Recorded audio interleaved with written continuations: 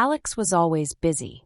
He worked long hours at his job and spent his free time playing video games or watching sports. His girlfriend, Sarah, often felt ignored. One evening, Sarah tried to talk to Alex about her day. "Alex, you won't believe what happened at work today," she began. "Uh-huh," Alex mumbled, his eyes glued to his phone. Sarah frowned. "Are you even listening to me?" Yeah, something about work," Alex replied, not looking up. Sarah sighed. "Never mind. It's not important." This scene repeated many times. Sarah would try to share her thoughts or feelings, but Alex would only half listen, often distracted by his phone or the TV. One day, Sarah had enough. "Alex, we need to talk," she said firmly. Alex finally looked up from his phone. "What's wrong?" "I feel like you never really listen to me," Sarah explained. "It's like I'm talking to a wall sometimes. Don't you care about what I have to say?" Alex was surprised. "Of course I care. I always hear what you're saying." "Hearing isn't the same as listening," Sarah replied sadly. "I don't think you know how to truly listen." Alex felt defensive and said, "That's not fair. I listen." "Then what did I tell you about yesterday?" Sarah challenged. Alex opened his mouth, then closed it. He couldn't remember. Sarah shook her head. "I think we need some time apart. I need someone who can be a real partner and actually listen to me." Alex was shocked as Sarah left.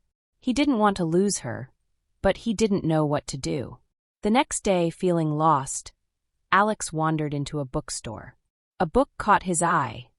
The Art of Listening, How to Truly Hear Others.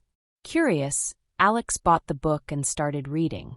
He was surprised by how much he learned. 1. Give full attention. Put away distractions like phones and TV when someone is talking to you. 2. Make eye contact. Look at the person speaking to show you're focused on them. 3. Use body language. Nod and lean in slightly to show you're engaged. 4. Don't interrupt. Let the person finish their thoughts before you speak. 5. Ask questions.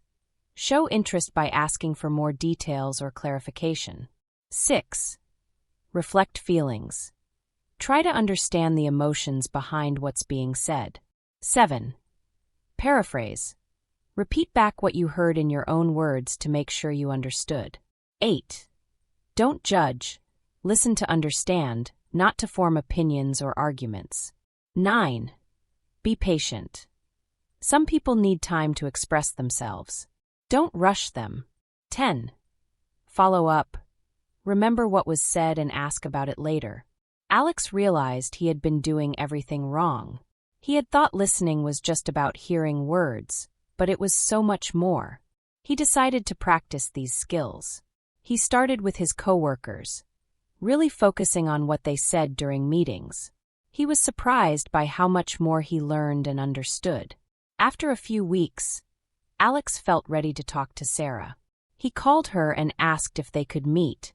At a coffee shop, Alex took a deep breath and said, "Sarah, I've done a lot of thinking.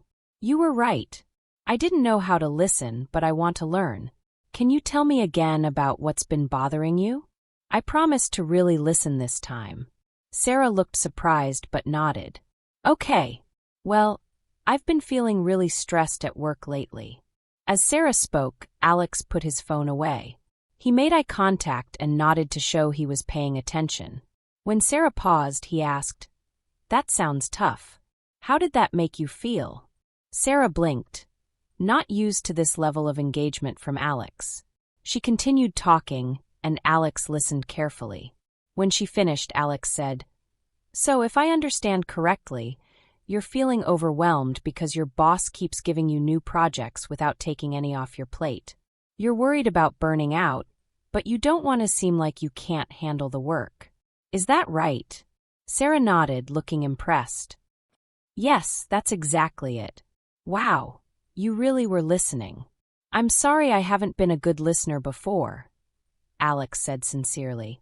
"I want to do better. Can you tell me more about how this is affecting you?" They talked for hours. Alex used his new listening skills, asking questions and showing he understood Sarah's feelings. Sarah felt heard and valued for the first time in a long while. As they were leaving, Sarah smiled at Alex. "This was really nice. Thank you for listening. Thank you for giving me another chance," Alex replied. "I want to keep working on this. Can we have dinner tomorrow? I'd love to hear more about your day."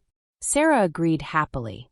As they parted ways, both felt a new sense of connection and understanding. Over the next few months, Alex kept practicing his listening skills.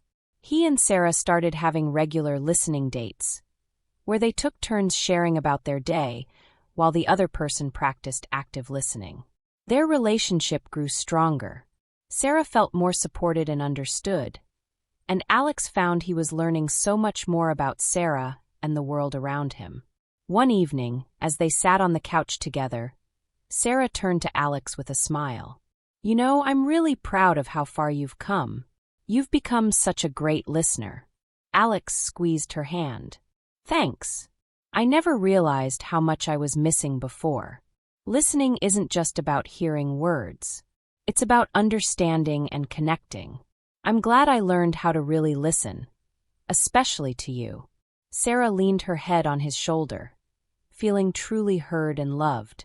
Alex had learned that sometimes the most important thing you can do for someone is simply to listen. 单字 Take something off someone's plate. 帮某人减轻负担或分担工作. It means to relieve someone of a responsibility or task. It is often used when someone is overwhelmed with too many things to do, and by taking something off their plate, you're helping them by reducing their workload or stress.